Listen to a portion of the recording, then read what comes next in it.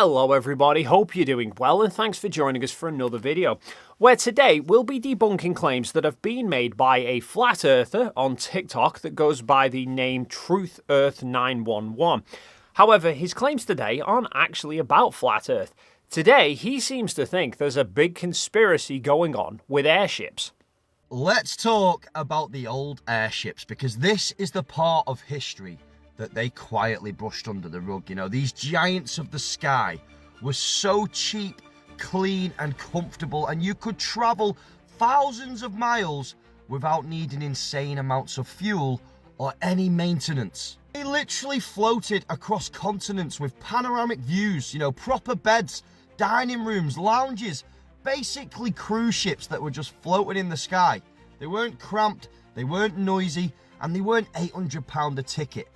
Airships certainly were giants of the sky, used in the first half of the 1900s by many countries, and they did indeed use relatively low amounts of fuel compared to other forms of travel. Because they used lighter than air gases like hydrogen and helium for lift, they could easily float, versus a plane which needed speed to generate lift with its wings, and if they didn't have the speed, they would fall. And airships could cruise quite slowly through air, so faced much less resistance than a cruise ship going through water. However, the idea that they didn't require maintenance is just wrong.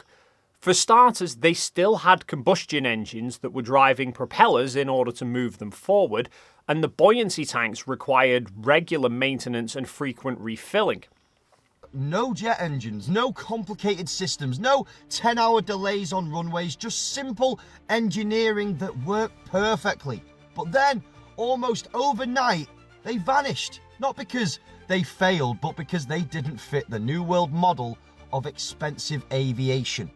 So he's basically claiming airships weren't scrapped because they were bad, but rather because they were too good.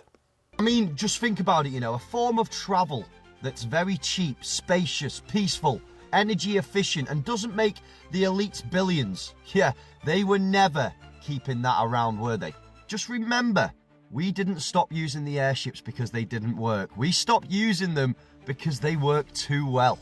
Though I'm not quite sure where he's got this idea that they weren't expensive. Transatlantic Zeppelin crossings in the early 1930s had ticket prices between $400 to $590 per person one way.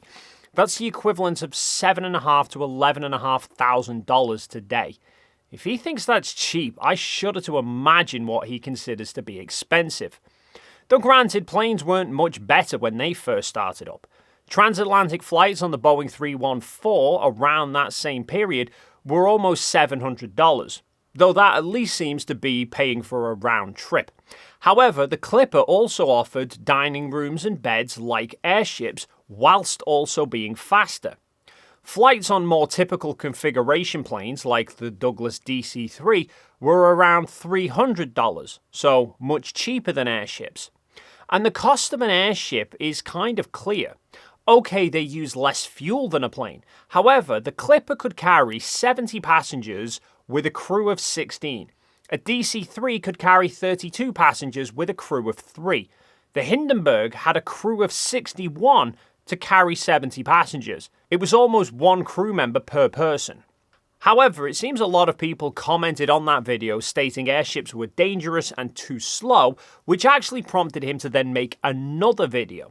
Okay, so this morning I posted a video about the old airships, and suddenly the comment section seemed to have just turned into a school reunion for people who have never researched anything past the Google search result, you know. So let me clear a few things up. So we've got people in the comment section that these airships, they were too slow, they were dangerous, they were unstable. But the thing is, like, these mega machines, these huge airships, they travelled 5,000 miles across oceans, carried dozens of passengers in hotel-level comfort, might I add. The range and comfort of an airship doesn't actually factor into the argument that they were slow. Now, they weren't as slow as, say, a cruise ship. Large commercial Zeppelins had a cruising speed of around 120 kilometers an hour, or 75 miles per hour, whereas a large cruise ship like the Titanic had a cruising speed of around 1/3 of that. However, the Boeing 314 had a cruise speed more than double that of a Zeppelin. Then he tries to dismiss the argument that they were dangerous. And when people are saying that they're dangerous, what, because of one hydrogen disaster that literally was plastered all over the world? Well, little did you know that these weren't built for hydrogen, they were built for helium. But the German ship that exploded due to hydrogen was because the Americans refused to sell the Germans helium, therefore they had to compete by using hydrogen, which is a highly explosive and flammable gas.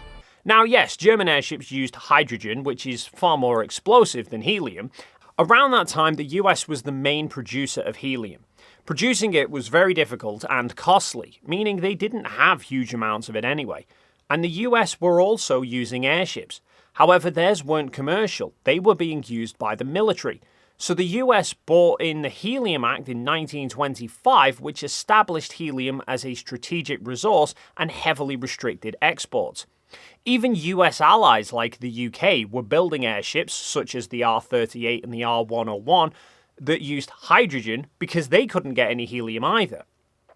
And airships weren't just a case of inflate it once and that's it, done for life. They would frequently have to vent off their lifting gas in order to descend. So even though he's arguing airship travel was cheap when it wasn't, it would have been even more expensive if the operators had to keep refilling it with the more expensive helium rather than the cheaper hydrogen.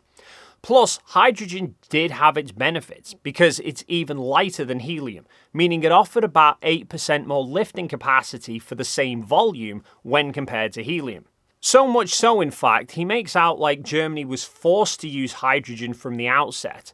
But whilst the Helium Act came in 1925, Germany's first commercial Zeppelin was the LZ-7 Deutschland, which was launched in 1910, 15 years before the US restrictions on helium exports, and yet that was a hydrogen airship.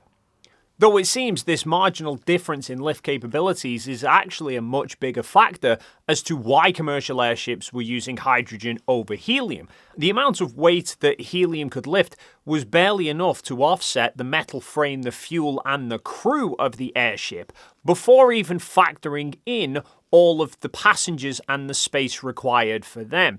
So it seems that actually hydrogen was the only option when it came to commercial airships.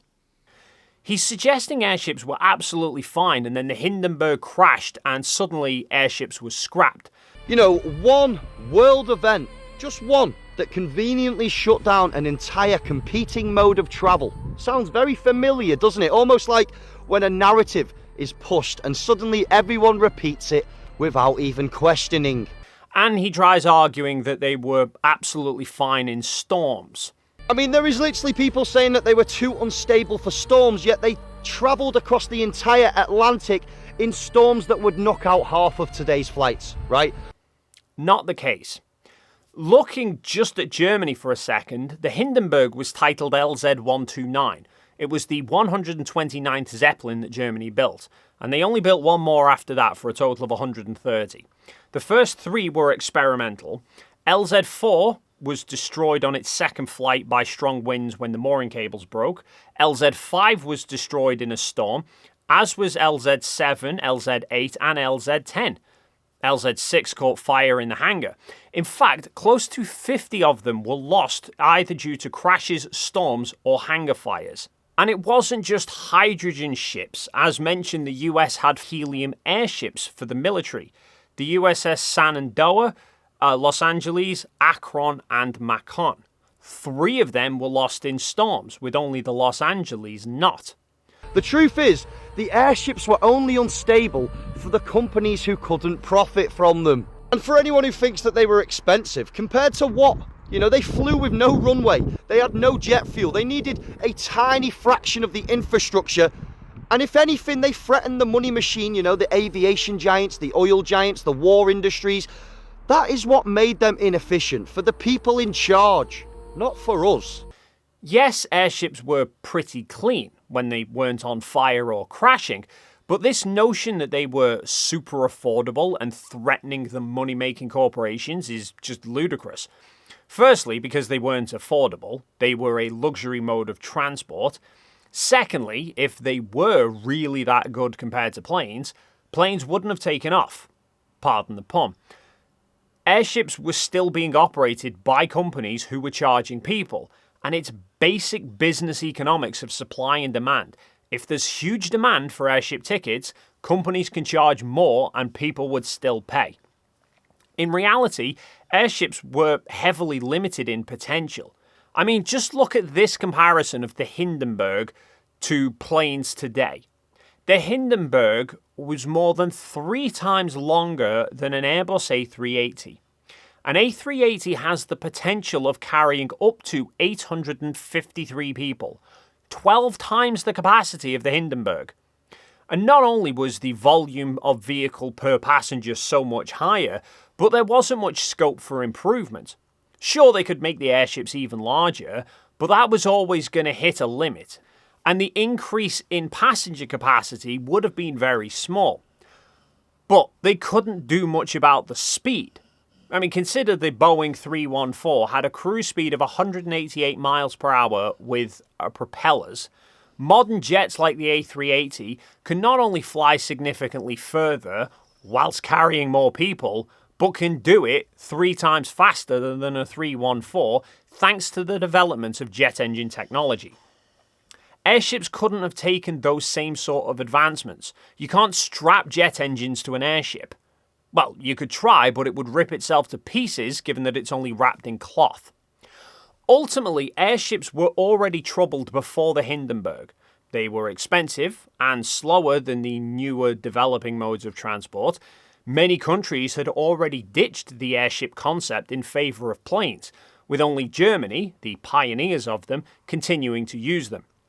And Hindenburg was lost in May 1937.